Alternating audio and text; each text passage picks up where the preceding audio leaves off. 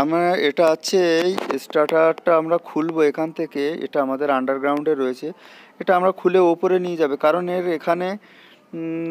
এখানটায় আমাদের অসুবিধা হচ্ছে, ওয়্যারিংগুলো চেঞ্জ করা হবে। প্রথমে এর আর্থিংটা খুলে দিলাম, এবার এর পরে সব এক এক করে খুলে দেবো, কারণ এখানটায় এই স্টার্টারটা রাখা যাচ্ছে না, কারণ এই দেওয়ালটাতে ড্যাম ওঠার কারণে বর্ষার সময় বা কোনো যখন ড্যাম ওঠে এর ভিতরে যেন একটা হালকা জল জল ভাব চলে আসে। এই জলটা কোথা থেকে আসে আমরা বুঝতে পারতাম না, কিন্তু অনেক দেখার পরে দেখা গেল যে দেওয়ালের ড্যামের কারণে এখানকার ওর ভিতরে যে হালকা হালকা জল একটু মতন আসছে, একটু ভিজে ভিজে ভাব থাকে আর কি। জল পুরোপুরি বলা যাবে না, একটু যেন ভিজে ভিজে ভাব আসে। রেড ফেসটা খুলে দিলাম, এটা হচ্ছে আমার ইনকামিং, যেটা থেকে আমার মেন লাইন এসছে। এই লাইনটার প্রথমে রেড ফেসটা খুললাম, খুলে আবার নাটগুলো এর রিং লাক্স দিয়ে লাগানো, তো এই জন্য পুরোপুরি নাটগুলো খোলা লাগছে।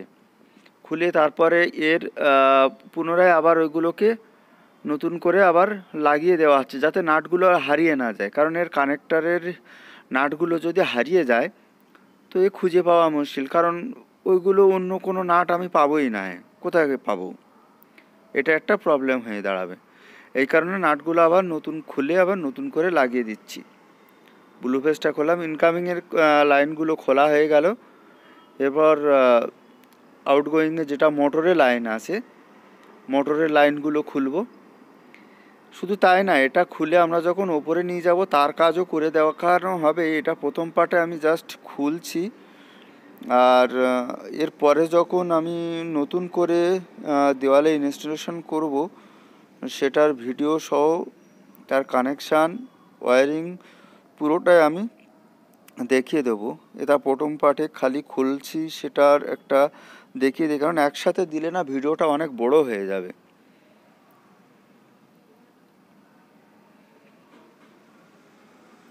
একটা কেবিল খোলা হয়ে গেল, পরপর দুটো এখনো আছে,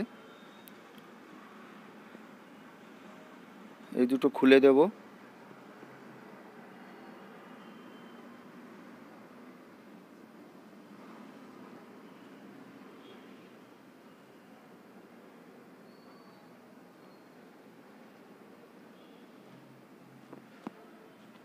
আর এটাও খোলা হয়ে গেল, নাটগুলো আবার পুনরায় লাগিয়ে দিচ্ছি যাতে আবার এগুলো হারিয়ে না যায়।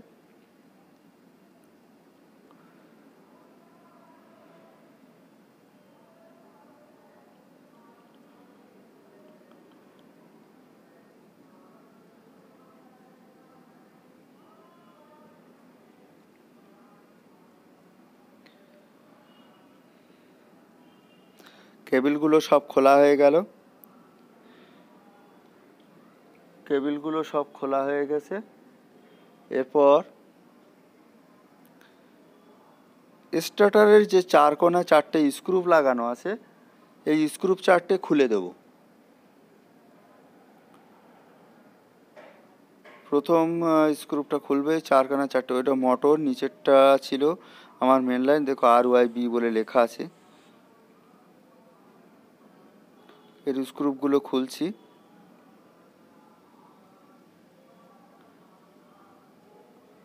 নিচেরটা কিন্তু সাপ্লাই বলে লেখা ছিল, রেডিওলোগুলো 3 ফেজ।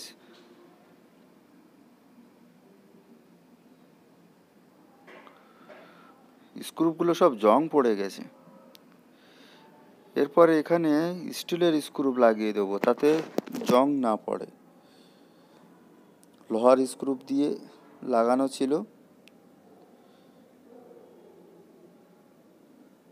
লোহার স্ক্রুপ কিছুদিন যাওয়ার পরে এমনিতেই ওয়াল ড্যাম ওঠে, তাতে যদি লোহার স্ক্রুপ লাগানো থাকে জং তো পড়বেই, খুলবেই না।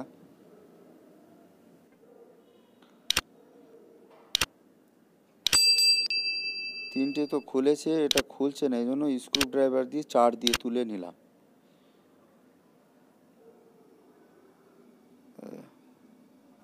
এটাই হচ্ছে